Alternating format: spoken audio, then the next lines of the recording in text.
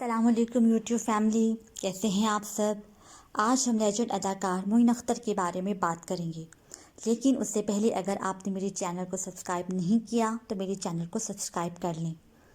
کراچی شہر کو اگر زرخیز ذہنوں کی سرزمین کہا جائے تو یہ بے جانا ہوگا۔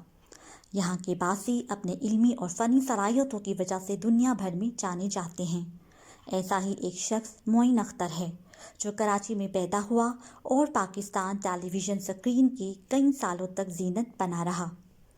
آج 22 اپریل 2020 ہے۔ آج سے 9 سال پہلے معین اختر اداکار، کامیڈین، ٹاک شو میزبان ہم سے رخصت ہوا تھا۔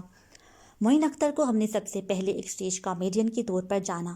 وہ ہمیں مزاح سے بھرپور لطیفے سناتا، لوگوں کے بھانت بھانت لہجوں کی نقل کرتا اور ہمیں گدگداتا۔ معین اختر کے ٹی وی کیریئر کا آغاز 6 ستمبر 1966 یعنی پہلے یوم دفاع کے موقع پر ہوا، اور پھر وہ اپنی ساری زندگی ثقافتی محاذ پر ڈٹے رہے۔ خاصی کم عمری میں ہی ان کا چرچا پورے ملک میں ہو گیا۔ یہ وہ دور تھا جب ٹی وی گھر میں آن نہیں دھمکا تھا۔ اس کے باوجود اس بے پناہ صلاحیتوں والے نوجوان کو پورا ملک جان چکا تھا۔ کامیڈی کے ساتھ ساتھ انہوں نے اسٹیج پر مختلف پروگراموں کی میزبانی بھی شروع کر دی اور اپنے صاف ستھرے تلفظ کی وجہ سے اپنا مقام بنا لیا۔ اس کے بعد انہوں نے اپنی اداکاری کے میدان میں قدم رکھا اور یوں لگا کہ جیسے پاکستان میں اداکاری کو نئی سمت دی جا رہی ہو۔ ان کے فنی کیریئر کا یادگار ترین ڈرامہ روزی تھا، جس میں انہوں نے ڈبل رول ادا کیا تھا۔ خاص بات یہ تھی کہ ایک رول مردانہ تھا اور ایک رول زنانہ، لیکن انہوں نے اپنی جاندار اور بہترین اداکاری سے اس کردار کو یادگار بنا دیا۔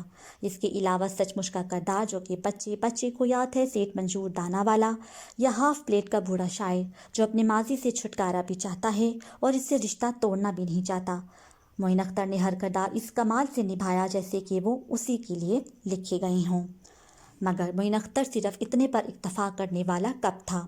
اسے اداکاری کی حدوں کو ابھی مزید کھینچنا تھا، وہ بھی اپنی شرائط پر۔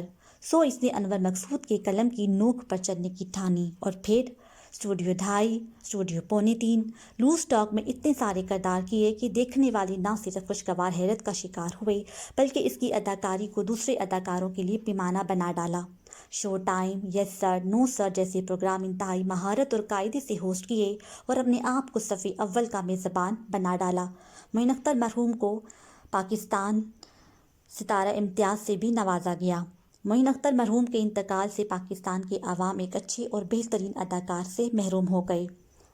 معین اختر کی کرشماتی اور زندگی سے بھرپور شخصیت کا الفاظ میں احاطہ کرنا ناممکن ہے۔ کھل کر مزاح کرنے والے معین اختر پرجوش، خوش مزاج، میل جول رکھنے والے اور زندگی کی نفیس چیزوں کا مزہ لینے والے شخص تھے۔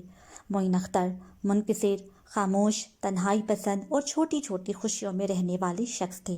فن کی دنیا میں مذاق سے لے کر پیروڈی تک، اسٹیج سے لے کر ٹیلی ویژن تک، معین اختر وہ نام ہے جس کے بغیر پاکستان ٹیلی ویژن کی تاریخ نامکمل ہے۔ مگر یہ سب باتیں ہم کیوں کر رہے ہیں؟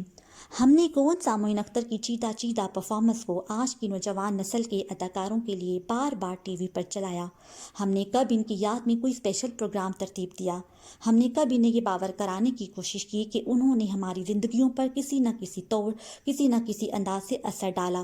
ہم تو وہ لوگ ہیں کہ جن کی نظر سے پہاڑ اوجھل ہو جائے تو پہاڑ نہیں رہتا، فقط ایک معمولی سی یاد بن کر رہ جاتا ہے، جس کا بھلانا ہمیں کسی بھی قسم کے تعصب کا شکار نہیں کرتا۔